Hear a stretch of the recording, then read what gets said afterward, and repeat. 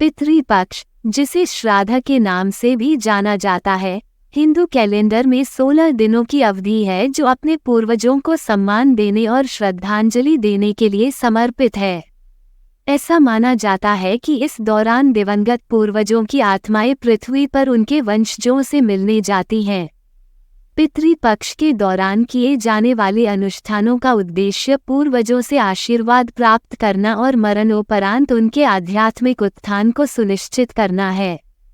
इन अनुष्ठानों में आमतौर पर पवित्र अनुष्ठान करने और धार्मिक ग्रंथों का पाठ करने के साथ साथ दिवंगत आत्माओं को भोजन, पानी और प्रार्थना करना शामिल होता है।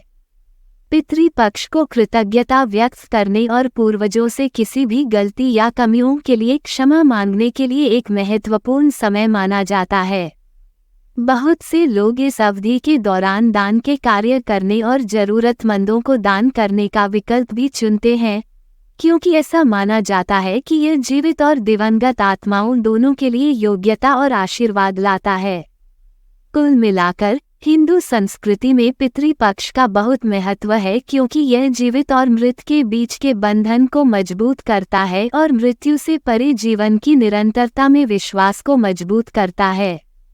हिंदू संस्कृति में पितृपक्ष का बहुत महत्व है, क्योंकि यह अपने पूर्वजों को सम्मान देने का समय है।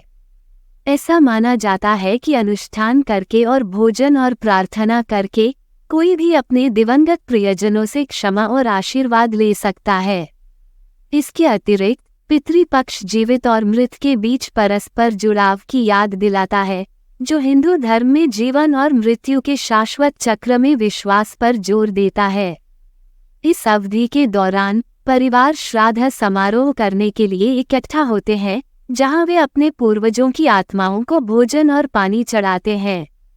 स्मरण और कृतज्ञता का ये कार्य न केवल जीवित और मृत के बीच के बंधन को मजबूत करता है, बल्कि इस धारणा को भी मजबूत करता है कि मृत्यु अंत नहीं है, बल्कि केवल दूसरे क्षेत्र में संक्रमण है।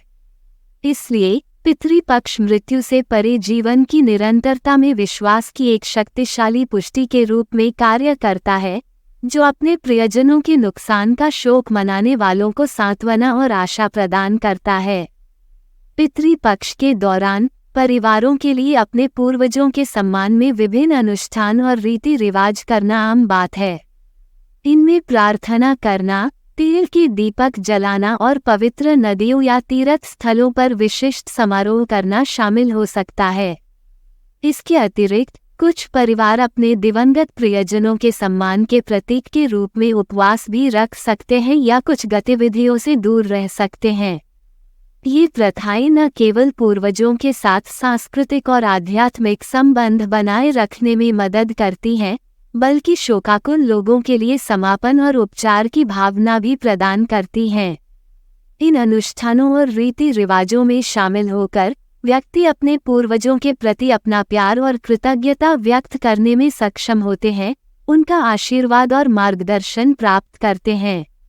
ऐसा माना जाता है कि भक्ति के इन कार्यों के माध्यम से पैतृक आत्माओं को शांति मिलती है और उनकी आत्माओं को मरणोपरांत शांति मिलती है। इसके अलावा ये प्रथाएं परिवारों के लिए एक साथ आने और नुकसान के समय एक दूसरे का समर्थन करने, समुदाय के भीतर एकता और ताकत की भावना को बढ़ावा देने के लिए एक तरीके के रूप में काम करती हैं। अंततः पूर्वजों को सम्मानित करने को उनकी विरासत को जीवित रखने और पिछली और वर्तमान पीढ़ियों के बीच एक मजबूत बंधन बनाए रखने के तरीके के रूप में देखा जाता है। प्राचीन ग्रंथों में पितृपक्ष की उत्पत्ति का पता हिंदू पौराणिक कथाओं और प्राचीन ग्रंथों से लगाया जा सकता है।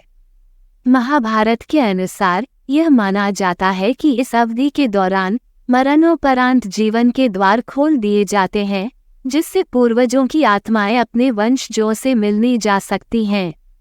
पितृपक्ष के दौरान किए गए अनुष्ठानों और प्रसाद को इन आने वाली आत्माओं को पोषण और प्रदान करने के एक तरीके के रूप में देखा जाता है, जिससे मृत्यु के बाद उनके कल्याण को सुनिश्चित किया जा सके। ये प्राचीन ग्रंथ अपने पूर्वजों को एक कर्तव्य और जीवन में उनका आशीर्वाद और मार्गदर्शन प्राप्त करने के तरीके के रूप में सम्मानित करने के महत्व पर भी जोर देते हैं। पितृपक्ष में राजा कर्ण की कहानी और उनका महत्व। पितृपक्ष के दौरान पूर्वजों के सम्मान के महत्व का एक शक्तिशाली उदाहरण है। हिंदू पौराणिक कथाओं के अनुसार राजा कर्ण अपने पूर्वजों के प्रति अपनी अटूट भक्ति और उदारता के लिए जाने जाते थे।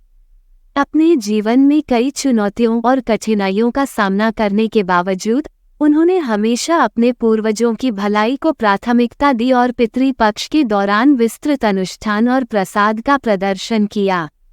ये कहानी इस विश्वास पर प्रकाश डालती है कि अपने पूर्वजों की आत्माओं का सम्मान और पोषण करके हम न केवल मरणोपरांत उनके कल्याण को सुनिश्चित करते हैं, बल्कि अपने जीवन में उनका आशीर्वाद और मार्गदर्शन भी प्राप्त करते हैं। धन्यवाद। आप देख रहे थे गॉड ब्लेस टीवी हिंदी। हमारे साथ जुड़ने के लिए सब्सक्राइब अवश्य करें।